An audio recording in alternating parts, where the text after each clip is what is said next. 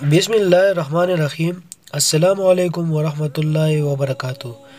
میں ہوں آپ کا دوست ولید خان اور آپ دیکھ رہے ہیں ولید خان آفیشل۔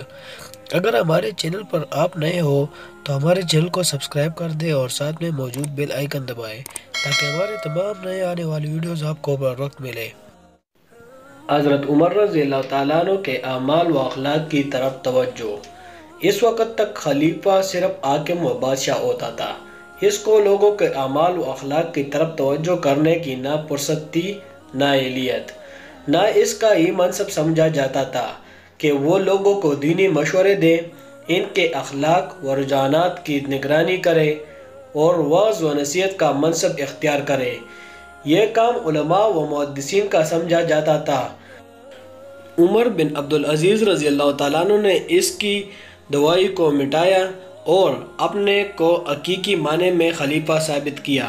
انہوں نے زمام خلافت ہاتھ میں لیتے ہی اعمال حکومت اور امراء اجناد فوجی افسروں کو طویل خط اور فرمان لکھے جو انتقامی سے زیادہ دینی و اخلاقی ہے اور ان میں حکومت کی روح سے زیادہ مشہور و نصیحت کی روح ہے۔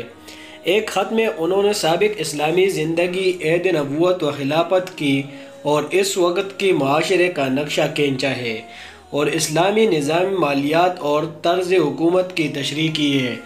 ان خطوط میں وہ امراء و اجناد فوجی افسروں کو وقت پر نمازیں پڑھنے اور ان کے اہتمام اور علم کی نشر و اشاعت کی تاکید کرتے ہیں۔ اعمال تقوی و اتباع شریعت کی وصیت فرماتے ہیں۔ اپنے علاقہ اور حلقے میں اسلام کی دعوت و تبلیغ کی ترغیب دیتے ہیں اور اس کو رسول اللہ صلی اللہ علیہ وسلم کی بعثت اور اسلام کے ظہور کا مقصد بتلاتے ہیں۔ ان کو امر بالمعروف و نہی عن المنکر کے اہتمام کی تاکید کرتے ہیں اور بتلاتے ہیں کہ اس فریضہ کی ترک ہونے کے کیا نقصانات ہیں اور اس کا کیا وبال پڑتا ہے۔ اعمال سلطنت کو سزا اور عقوبت میں اعتدال احتیاط سے کام لینے کی تاکید فرماتے ہیں اور اسلام کے قانون تعزیت کی تشریح کرتے ہیں۔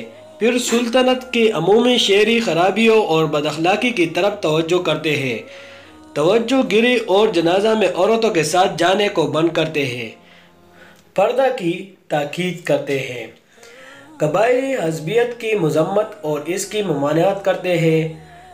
تشبیز کے استعمال میں بڑی بے احتیاطی شروع ہو گئی تھی اور لوگ اس کے ذریعے نشہ اور شراب تک پہنچ گئے تھے جس سے مختلف قسم کی بد اخلاقیاں پیدا ہو رہی تھیں۔ اس تحریر و تشریح کرتے ہیں۔ 2. حضرت عمر رضی اللہ تعالیٰ عنہ کی تدوین علوم اور احیاء السنن۔ اس کے ساتھ انہوں نے دینی علوم کی تدوین اور سنتوں کے احیاء کی طرف بھی توجہ کی۔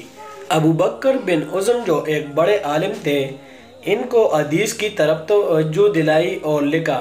ترجمہ: ان حضرت محمد صلی اللہ علیہ وسلم کی جو کچھ حدیثیں تم کو ملیں ان کو تحریر شکل میں لے آؤ، اس لیے کہ مجھے اندیشہ ہے کہ علماء رخصت ہو جائیں گے اور علم مٹ جائے گا۔ انہوں نے تعین کے ساتھ عمرہ بنت عبد الرحمن انصاریہ اور قاسم بن محمد بن ابی بکر کے ذخیرہ روایات کی طرف توجہ دلائی کہ جلد اس کو قلم بند کر لیا جائے۔ پھر صرف ابو بکر بن حزم ہی پر اکتفا نہیں کی بلکہ اعمال سلطنت اور مشاہیر علماء کو بالعموم اور ضرورت کی طرف متوجہ کیا اور گشتی فرمان جاری کیا۔ ترجمہ: رسول اللہ صلی اللہ علیہ وسلم کی حدیث ڈھونڈ کر جمع کرو۔ اس کے ساتھ علماء کے وظائف مقرر کیے کہ وہ یکسوئی اور انضباط کے ساتھ علم کی اشاعت اور تعلیم کا کام کر سکیں۔ وہ خود بڑے عالم تھے۔ انہوں نے نفیس فرائض و سنت کی تشریح کی طرف توجہ کی۔ خلافت کے بعد ابتدائی دنوں میں ایک گشتی فرمان جاری کیا جس میں فرماتے ہیں کہ اسلام کے کچھ حدود و قوانین و سنت ہے، جو ان پر عمل کرے گا اس کے ایمان کی تکمیل ہوگی اور جو عمل نہیں کرے گا اس کا ایمان نامکمل رہ جائے گا۔ اگر زندگی نے وفا کی تو میں تمہیں اس کی تعلیم دوں گا اور تمہیں ان پر چلاؤں گا۔ اگر اس سے پہلے میرا وقت آ گیا تو میں تمہارے درمیان رہنے پر کچھ ایسا حریص بھی نہیں ہوں۔ اب تک کے لیے اتنا ہی، اگلی ویڈیو تک دیجیے ہمیں اجازت۔ السلام علیکم ورحمۃ اللہ وبرکاتہ۔